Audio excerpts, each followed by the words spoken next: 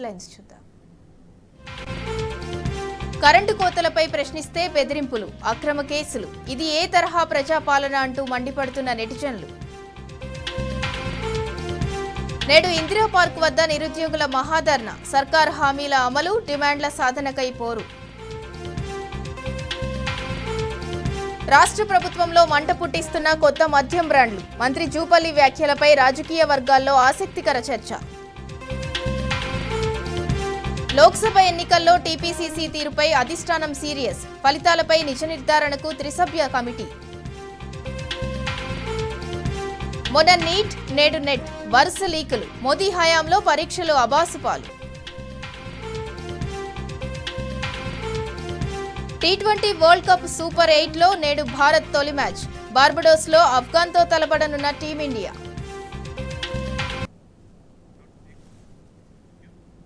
ప్రశ్నిస్తే పీక నొక్కేస్తాం, అన్యాయాన్ని నిలదీస్తే అంతు చూస్తాం, నిర్లక్ష్యాన్ని ఎండగడితే నిలువునా పాతేస్తాం. ఇది రాష్ట్రంలోని అధికార కాంగ్రెస్ నిరంకుశత్వ విధానం. ప్రభుత్వ వైఫల్యాలను ప్రశ్నించే వారిని వేధించటానికి ఎంతకైనా తెగిస్తోంది పాలక పార్టీ. అన్యాయంగా కేసులు బనాయించి వారిని భయభ్రాంతులకు గురిచేస్తోంది.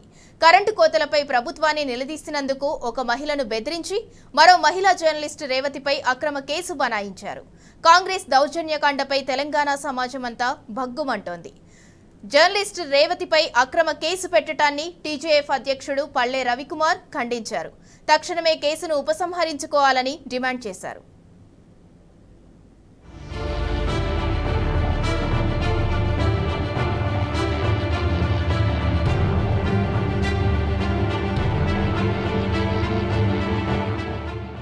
అన్న వస్త్రాల కోసం పోతే ఉన్న వస్త్రాలు పోయాయట. రాష్ట్రంలో కాంగ్రెస్ పరిపాలన తీరు అచ్చం అలాగే ఉంది. మాది ప్రజాపాలన, కంచెలు బద్దలు కొట్టాం, నిరసన తెలిపే హక్కు అందరికీ ఉంటుంది.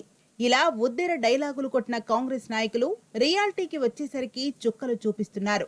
అసలు రాష్ట్రంలో ప్రభుత్వం పనిచేస్తుందా అన్నట్టుగా పరిపాలనను పూర్తిగా అటకెక్కించారు. కాంగ్రెస్ పాలనలో కరెంటు కష్టాలు అన్నీ ఇన్ని కావు. పవర్ సప్లై సరిగా లేక ప్రజలు తీవ్ర ఇబ్బందులు పడుతున్నారు. స్వయాన కాంగ్రెస్ నాయకులే మీడియా ముందుకొచ్చి కరెంటు కోతల మీద వాపోయిన పరిస్థితి. ఇంత జరుగుతున్నా తమ చేతగానితనాన్ని అంగీకరించలేకపోతున్న రేవంత్ సర్కార్ దౌర్జన్యకాండకు దిగింది. ప్రశ్నించే గొంతులను నొక్కేందుకు కుట్రలు చేస్తున్నది. ప్రజలను రక్షించాల్సిన పోలీసులనే విజిల్ బ్లోయర్స్ పై దాడికి ప్రయోగిస్తున్నారు. అడిగితే అరెస్ట్, ప్రశ్నిస్తే కేసు పెడతామంటూ బెదిరింపుల రాజ్యాన్ని నడుపుతోంది కాంగ్రెస్ పార్టీ.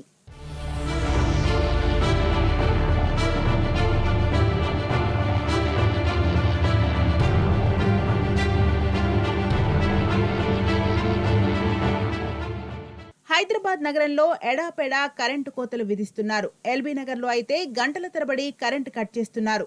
ఇదేంటని నిలదీసినందుకు కృతిక అనే మహిళను విద్యుత్ శాఖ ఉద్యోగులు వేధించారు. కరెంటు రావట్లేదంటూ ట్వీట్ చేసిన పాపానికి ఆమెను బెదిరించారు. కృతిక ఇంటికి వెళ్లి ట్వీట్ డిలీట్ చేయాలని వార్నింగ్ ఇచ్చారు. కరెంటు సిబ్బంది కూడబలుక్కొని కృతిక ఇంటిని చుట్టుముట్టారు. ఈ దుర్మార్గంపై విద్యుత్ శాఖకు కంప్లైంట్ చేస్తూ కృతిక మరో ట్వీట్ పెట్టారు. ఇదెక్కడి దౌర్జన్యం, ఇళ్ల మీదకి వచ్చి లైన్మెన్లు బెదిరించడమేంటని ట్వీట్లో ప్రశ్నించారు. దీనిపై ఇప్పటి వరకు విద్యుత్ శాఖ నుంచి రెస్పాన్స్ రాలేదు. అటు కృతికకు జనం మద్దతుగా నిలబడ్డారు. విద్యుత్ శాఖ నుంచి ఆమెకు ఎదురైన చేదు అనుభవాన్ని జర్నలిస్ట్ రేవతి ట్విట్టర్లో ప్రశ్నించారు. బాధితులు కృతికకు ఎదురైన పరిస్థితిపై తెలంగాణ విద్యుత్ శాఖను, రాష్ట్ర ప్రభుత్వాన్ని నిలదీశారు. ఇదేం పద్ధతి? కరెంటు కోతలపై ప్రశ్నిస్తే సమస్యను పరిష్కరించకుండా ఇళ్ల మీదకు వెళ్లడమేంటని రేవతి మండిపడ్డారు. ట్వీట్లను బలవంతంగా డిలీట్ చేయించడం ఏ రకమైన ప్రజాపాలన అని ఆమె ట్వీట్లో నిప్పులు చెరిగారు.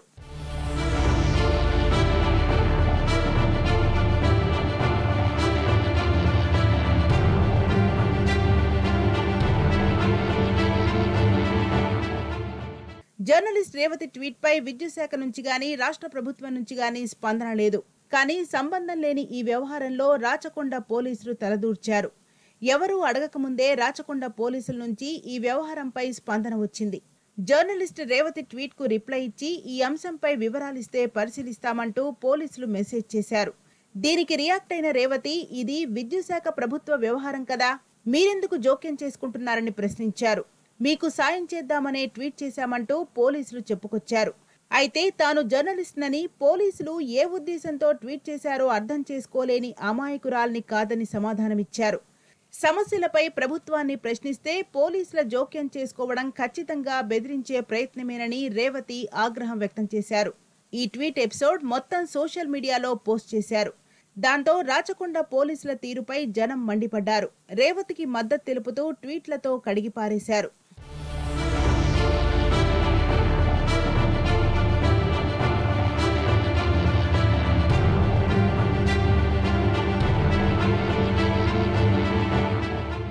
కృతికతో పాటు జర్నలిస్ట్ రేవతికి ఎదురైన బెదిరింపుల వ్యవహారంపై బీఆర్ఎస్ వర్కింగ్ ప్రెసిడెంట్ కేటీఆర్ స్పందించారు. విద్యుత్ సరఫరాకు సంబంధించి పౌరులు ఎదుర్కొన్న సమస్యలను లేవనెత్తిన జర్నలిస్టులపైనే పోలీసులు బెదిరింపులకు పాల్పడతారా? అసలు మీకేం హక్కుందని ఈ వ్యవహారంలో జోక్యం చేసుకున్నారని కేటీఆర్ గట్టిగా ప్రశ్నించారు. పోలీస్ శాఖ ఏమైనా విద్యుత్ శాఖను నడుపుతోందా? సోషల్ మీడియాలో ఎవరైనా ప్రశ్నిస్తే కేసులు పెడతారా? అంటూ కేటీఆర్ తీవ్రస్థాయిలో ధ్వజమెత్తారు. తెలంగాణ డీజీపీ, రాచకొండ పోలీసులు దీనికి సమాధానం చెప్పాలని కేటీఆర్ ట్వీట్ చేశారు.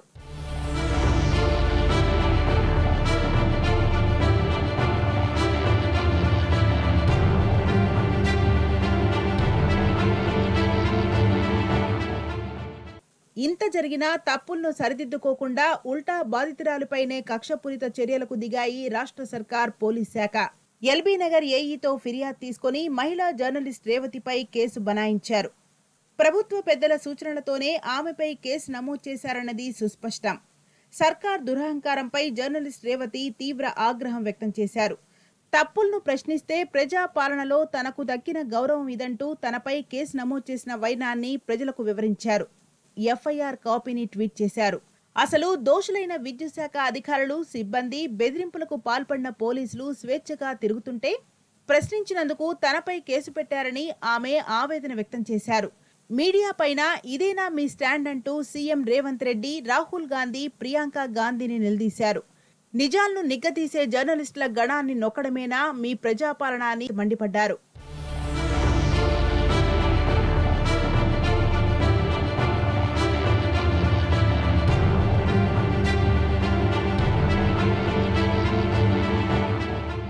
కాంగ్రెస్ బెదిరింపుల రాజ్యంపై బీఆర్ఎస్ సీనియర్ నేత దాసోజు శ్రవణ్ భగ్గుమన్నారు. సీనియర్ జర్నలిస్ట్ రేవతిపై రాచకొండ పోలీసులు కేసు నమోదు చేయడాన్ని ఆయన తప్పుపట్టారు. ఎన్నో ఏళ్లుగా జర్నలిస్ట్ రేవతి ప్రజా సమస్యలను వెలుగులోకి తెస్తున్నారని చెప్పారు. ప్రజా గొంతుకగా ప్రశ్నిస్తున్న రేవతి లాంటి ప్రజాస్వామిక వాదులను రేవంత్ రెడ్డి ప్రభుత్వం అణిచివేయాలని చూస్తోందని దాసోజు శ్రవణ్ దుయ్యబట్టారు.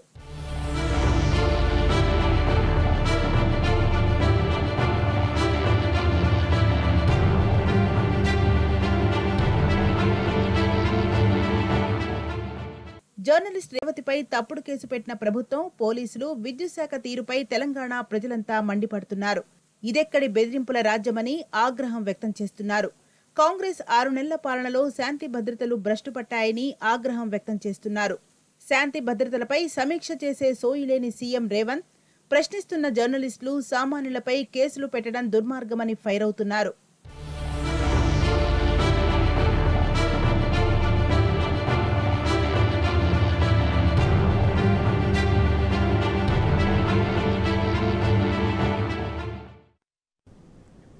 రాష్ట్రంలో లోక్సభ ఎన్నికల్లో టీపీసీసీ తీరుపై కాంగ్రెస్ అధిష్టానం సీరియస్గా ఉంది. కాంగ్రెస్ ఓటమిపై నిజ నిర్ధారణ కోసం త్రిసభ్య కమిటీని ఏర్పాటు చేసింది. పేలవమైన ప్రదర్శనలపై ఆగ్రహంగా ఉన్న పార్టీ పెద్దలు రేవంత్ పనితీరుపై అసంతృప్తితో ఉన్నారు. మహబూబ్ నగర్, మల్కాజ్గిరి ఫలితాలు సీఎం రేవంత్ కు ఎదురు దెబ్బగా మారాయి. పట్టుమని 6 నెలలు కూడా గడవక ముందే సీఎం రేవంత్ సంకటంలో పడ్డారా అంటే అవుననే సమాధానమే వస్తోంది.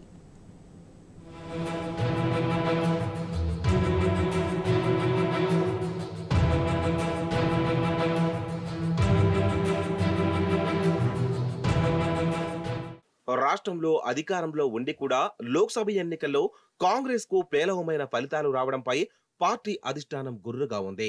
పీసీసీ తీరుపై కాంగ్రెస్ అధిష్టానం సీరియస్ గా ఉంది. సాధారణ ఎన్నికల్లో కాంగ్రెస్ పార్టీ పేలవమైన పనితీరును కనబరచడంపై నిజ నిర్ధారణ కోసం హైకమాండ్ త్రిసభ్య కమిటీని నియమించింది. కమిటీలో పీజే కురియన్, రకీబ్ ఉల్ హుస్సేన్, ప్రగత్ సింగ్లు ఉన్నారు. రాష్ట్రంలో తక్కువ పార్లమెంటు స్థానాలు రావడంపై సీరియస్ గా ఉంది. అసెంబ్లీ ఎన్నికల్లో కనిపించిన ఫలితాల తీరు లోక్సభ ఎన్నికల్లో మాయమవ్వడంపై అధిష్టానం అసంతృప్తిగా ఉన్నట్లు సమాచారం. నల్గొండ రెడ్ల ఫిర్యాదు మేరకే పార్లమెంటు ఎన్నికల్లో నిజ నిర్ధారణ కోసం కాంగ్రెస్ హైకమాండ్ త్రిసభ్య కమిటీని నియమించిందని తెలుస్తోంది.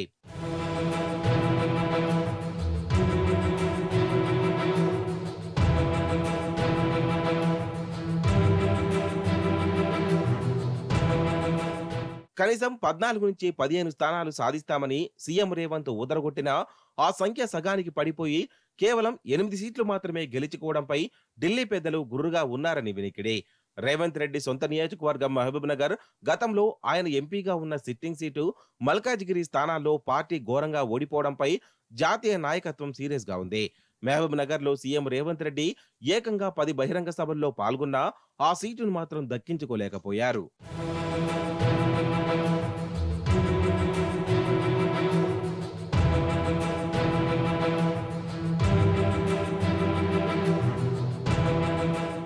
ఇక నల్గొండ, ఖమ్మం జిల్లాల పరిస్థితి సరే. అక్కడ రేవంత్ పెత్తనం చెల్లదు. నల్గొండ రెడ్లకు రేవంత్ రెడ్డికి అంతర్గతంగా వివాదాలు ఉన్నాయనేది పార్టీ వర్గాల్లో చర్చ ఉంది. కేవలం తమ కృషి వల్లనే నల్గొండలో జానారెడ్డి కుమారుడు రఘువీరెడ్డి గెలిచాడని ఉత్తమెండుకో బహిరంగంగానే ప్రకటించుకున్నారు. భువనగిరిలో రేవంత్ తన శిష్యుడు చామల కిరణ్ కుమార్ రెడ్డిని గెలిపించుకోవడం కోమటిరెడ్డి బ్రదర్స్ కు మింగుడు పడడం లేదని సమాచారం. ఖమ్మంలో కూడా కాంగ్రెస్ గెలిచినా అదే రేవంత్ మార్కు కాదనేది పార్టీలో టాక్. కమ్మ ప్లస్ రెడ్డి కాంబినేషన్ లో రఘువీరెడ్డిని రంగంలోకి దింపడం వల్లనే కాంగ్రెస్ ఆ సీటు దక్కించుకోగలిగిందనేది ఓపెన్ సీక్రెట్. ఇక రేవంత్ రెడ్డికి అత్యంత ఆప్తురాలిగా పేరున్న సీతక్క ఇన్ఛార్జిగా ఉన్న ఆదిలాబాద్ లోక్సభ స్థానంలో కాంగ్రెస్ పరాజయం పాలైంది.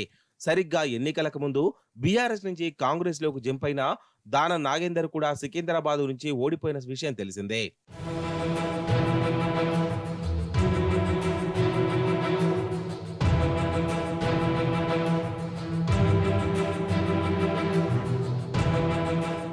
మరోవైపు తోటి జాతీయ పార్టీ తెలంగాణలో కాంగ్రెస్ కు గట్టి పోటీ ఇవ్వడం హైకమాండ్ ను ఆగ్రహానికి గురిచేసింది. అటు పీసీసీ అధ్యక్షునిగా, ఇటు రాష్ట్ర ముఖ్యమంత్రిగా డబుల్ యాక్షన్ చేస్తున్న రేవంత్ రెడ్డి పనితీరుపై పార్లమెంటు ఎన్నికల ఫలితాలు నీలిమబ్బులు కమ్మాయనే గుసగుసలు పార్టీలో వినిపిస్తున్నాయి.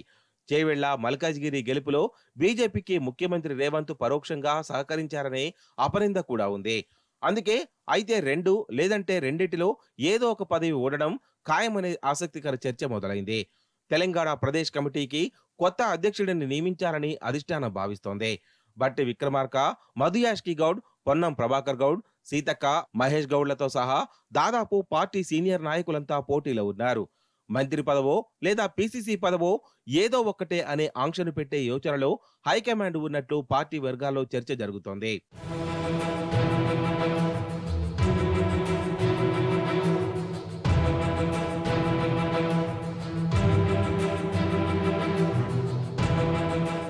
ప్రభుత్వం ఏర్పాటు నుంచి సీఎంకి, మంత్రులకి మధ్య గ్యాప్ ఉందనేది సచివాలయ వర్గాల్లో టాక్ నడుస్తోంది. ఒంటెద్దు పోకడలతో రేవంత్ రెడ్డి తమ శాఖల వ్యవహారాల్లో తలతూర్చడం, తమకు చెప్పకుండా శాఖాపరమైన నిర్ణయాలు తీసుకోవడం చేస్తున్నారనేది ప్రధాన అభియోగం. సరైన సమయం కోసం మంత్రులంతా ఎదురు చూస్తున్నట్లు టాక్. అటు ఉప ముఖ్యమంత్రి బట్టి రాహుల్ గాంధీకి సన్నిహితంగా మెలుగుతూ ఉన్నాడని పార్టీలో చర్చ జరుగుతోంది. ఇన్ని పరిణామాల మధ్య రేవంత్ భవితవ్యం ఏంటనే ఆసక్తికర చర్చ పార్టీలో నడుస్తోంది.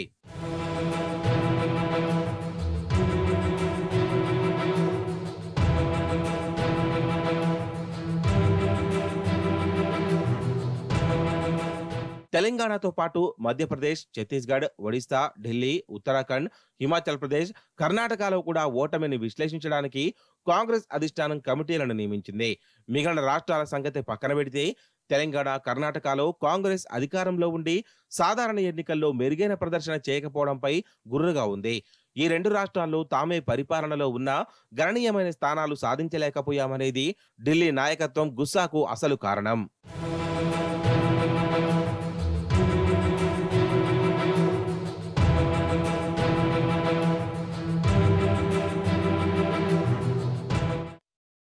మద్యం కొత్త బ్రాండ్లు రాష్ట్ర ప్రభుత్వంలో మంట పుట్టిస్తున్నాయి. మంత్రి జూపల్లి వ్యాఖ్యలు రాజకీయ వర్గాల్లో చర్చనీయాంశంగా మారాయి.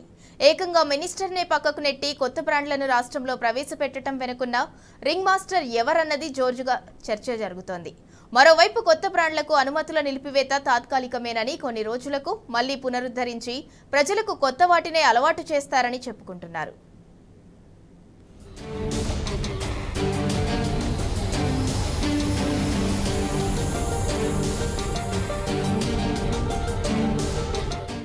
కొత్త బ్రాండ్లను రాష్ట్రంలో ప్రవేశపెట్టడం వెనుక ఉన్న రింగ్ మాస్టర్ ఎవరు అనేది ఇప్పుడు రాజకీయ వ్యాపార వర్గాల్లో తీవ్ర చర్చ జరుగుతోంది.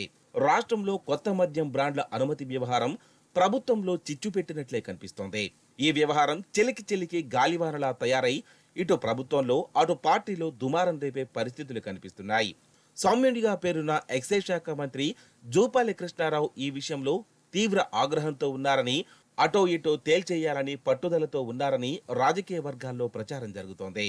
ఒక శాఖకు చెందిన ఉన్నతాధికారులు మంత్రికి తెలియకుండా ఇంత పెద్ద నిర్ణయాలు తీసుకోవడం అసాధ్యమని అధికార వర్గాలు చెబుతున్నాయి. ఇదే సమయంలో మంత్రిని సైతం బైపాస్ చేసి విధానపరమైన నిర్ణయాలను ప్రభావితం చేసే శక్తి ఎవరికి ఉంటుందని ఆరా తీస్తున్నారు. ఈ తతంగం మొత్తాన్ని ప్రభుత్వంలోని అత్యంత కీలక వ్యక్తి సన్నిహితుడు నడిపినట్లు ఎక్సైజ్ శాఖ వర్గాల్లో చర్చ జరుగుతోంది. ఈ మొత్తం వ్యవహారంలో ఆ వ్యక్తే రింగ్ మాస్టర్ గా మారి చక్రం తిప్పారనే గుసగుసలు వినిపిస్తున్నాయి.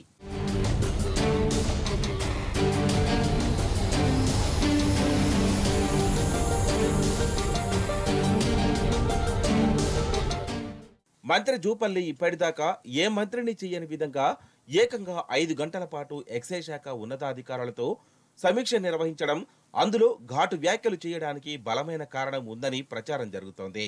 అయితే జూపల్లి ఆగ్రహానికి కారణమేంటి? మంత్రి చేసిన హెచ్చరికలు అధికారులక మరెవరికైనా టార్గెట్ చేశాయా? మంత్రికే తెలియకుండా ఎక్సైజ్ శాఖను ప్రభావితం చేసే శక్తి ఎవరికి ఉంది? హెచ్చరికలు పైన వ్యక్తులకేనా అన్న సందేహాలు తలెత్తుతున్నాయి. రాష్ట్రంలో కొత్త బ్రాండ్లకు అనుమతుల ప్రక్రియ మంత్రి జూపల్లికి తెలియకుండా జరిగిందని ఎక్సైజ్ శాఖలో గుసగుసలు వినిపిస్తున్నాయి. అందుకే ఆయన గత మే 21న ప్రెస్ మీట్ పెట్టి కొత్త బ్రాండ్లకు అనుమతి ఇవ్వలేదని చెప్పడమే కాకుండా మీడియా సంస్థలపై కేసులు పెడతామని బెదిరించారని రాజకీయ వర్గాలంటున్నాయి. తీరా కొత్త బ్రాండ్లకు అనుమతులు నిజమేనని తెలిసిన తర్వాత కంగు తిన్నారని, వారం రోజులకే తన వ్యాఖ్యలపై తానే వివరణ ఇచ్చుకోవాల్సిన ఇబ్బందికర పరిస్థితి ఎదురైందని చెప్తున్నారు. తనకే తెలియకుండా నిర్ణయాలు జరిగిపోవడాన్ని మంత్రి అవమానకరంగా భావించారని, రాష్ట్రంలో ప్రజలందరి ముందు తన పరువు పోయిందని తీవ్రంగా బాధపడ్డారని చెప్పుకుంటున్నారు. కొత్త బ్రాండ్లకు ఎవరు అనుమతులిచ్చారో, ఎందుకు ఇచ్చారో నివేదిక తయారు చేయాలని తన శాఖ అధికారులకు ఆదేశించారని గుర్తు చేస్తున్నారు. ఈ హెచ్చరికలు అధికారులను ఉద్దేశించినవి కావని, వారిని ప్రభావితం చేసిన రింగ్ మాస్టర్కే అన్న చర్చ నడుస్తోంది.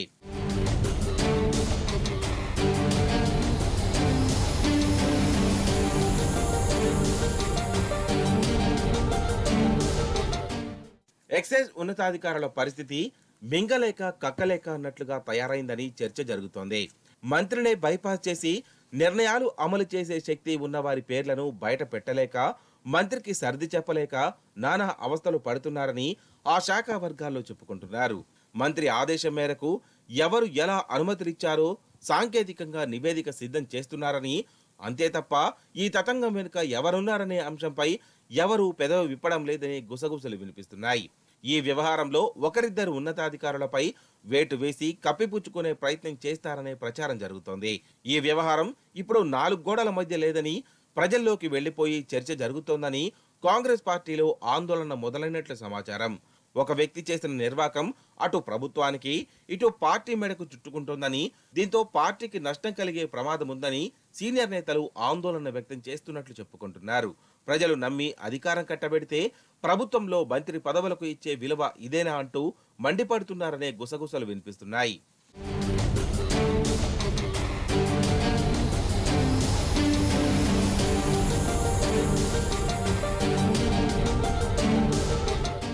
కొత్త బ్రాండ్లకు అనుమతులు నిలుపుదల తాత్కాలికమేనని ఎక్సైజ్ శాఖలో చర్చించుకుంటున్నారు. కొత్త బ్రాండ్లకు అనుమతులిచ్చే ముందు కావాలనే ప్రముఖ బ్రాండ్ల సరఫరా తగ్గించి కృత్రిమ కొరత సృష్టించారని గుర్తు చేస్తున్నారు.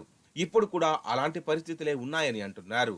అందుకే పలుచోట్ల ప్రీమియం బీర్లు సరఫరా చేయాలంటూ ఏకంగా ధర్నాలు చేసే పరిస్థితి తలెత్తిందని ఉదాహరిస్తున్నారు. ప్రజలకు క్రమంగా కొత్త బ్రాండ్లు అలవాటు చేసేందుకే ఇలా చేస్తున్నారని చర్చ జరుగుతోంది.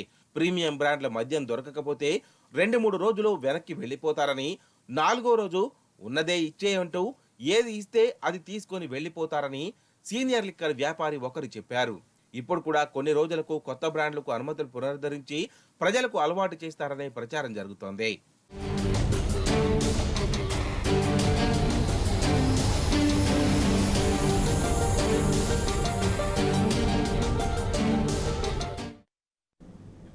మొన్న నీట్, నేడు నెట్ వరుస పేపర్ లీక్లతో మోదీ హయాంలో పరీక్షలు అబాసుపాలవుతున్నాయి. నెట్ పేపర్ లీక్ ఘటనల నేపథ్యంలో తెల్లారే పరీక్షను రద్దు చేసింది యూజీసీ. పలు అవకతవకలు జరిగినట్లు గుర్తించి సీబీఐతో సమగ్ర దర్యాప్తు చేయించాలని నిర్ణయించింది. ఇప్పటికే దేశవ్యాప్తంగా నీట్ దుమారం చెలరేగుతున్న వేళ యూజీసీ నెట్ రద్దు సంచలన పరిణామంగా మారింది.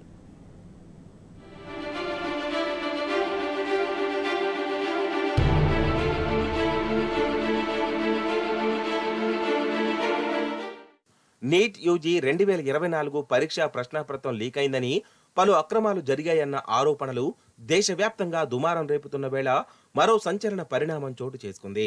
మంగళవారం దేశవ్యాప్తంగా నిర్వహించిన యూజీసీ నెట్ ను రద్దు చేస్తున్నట్లు నేషనల్ టెస్టింగ్ ఏజెన్సీ బుధవారం ప్రకటించింది.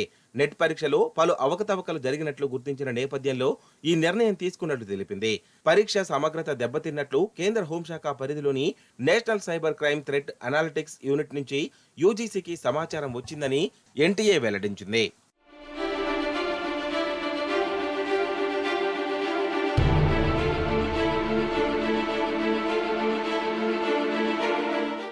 యూజీసీ నెట్ పరీక్ష ప్రక్రియ ఉన్నత స్థాయి పారదర్శకత, పవిత్రతను కాపాడేందుకు పరీక్షను రద్దు చేసేందుకు కేంద్ర విద్యాశాఖ నిర్ణయం తీసుకుందని యూజీసీ తెలిపింది. రద్దు చేసిన నెట్ పరీక్షను మళ్లీ నిర్వహిస్తామని, సంబంధిత సమాచారాన్ని త్వరలో వెల్లడిస్తామని ఎన్టీఏ పేర్కొంది. నెట్ పరీక్షలో అవకతవకల వ్యవహారంపై సమగ్ర దర్యాప్తు కోసం ఈ అంశాన్ని సీబీఐకి అప్పగిస్తున్నట్లు తెలిపింది. యూజీసీ నెట్ పరీక్షను మంగళవారం దేశవ్యాప్తంగా 317 నగరాల్లోని 1205 సెంటర్లలో నిర్వహించారు. పెన్ పేపర్ విధానంలో నిర్వహించిన ఈ పరీక్షకు 9 లక్షల మందికి పైగా అభ్యర్థులు హాజరయ్యారు.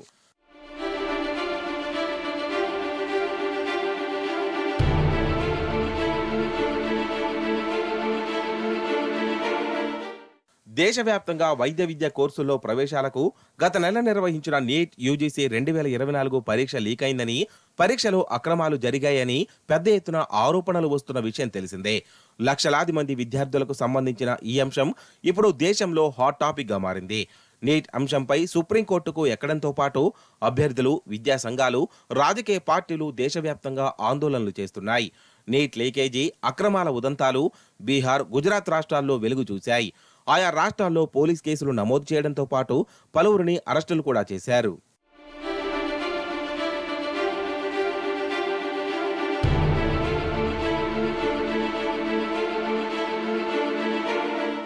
నీట్ పరీక్షలో ఎన్నడూ లేని విధంగా ఏకంగా 67 మంది విద్యార్థులు 720 మార్కులకు గాను 720 మార్కులు సాధించి టాప్ ర్యాంకు సాధించడం అందరినీ నివ్వెరపరిచింది.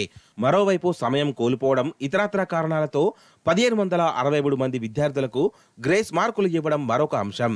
తీవ్ర విమర్శల నేపథ్యంలో విద్యార్థులకు ఇచ్చిన గ్రేస్ మార్కులను ఉపసంహరించుకున్న ఎన్టీఏ వారికి తిరిగి పరీక్ష నిర్వహించనున్నట్లు సుప్రీంకోర్టుకు తెలిపింది.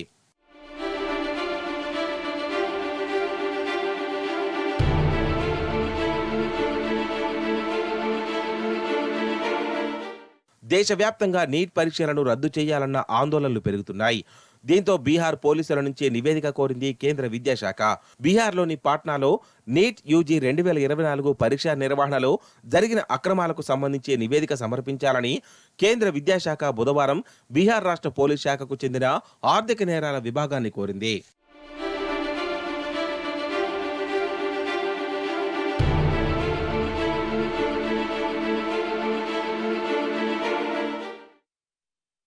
ఇవి బులెటిన్ అప్డేట్స్.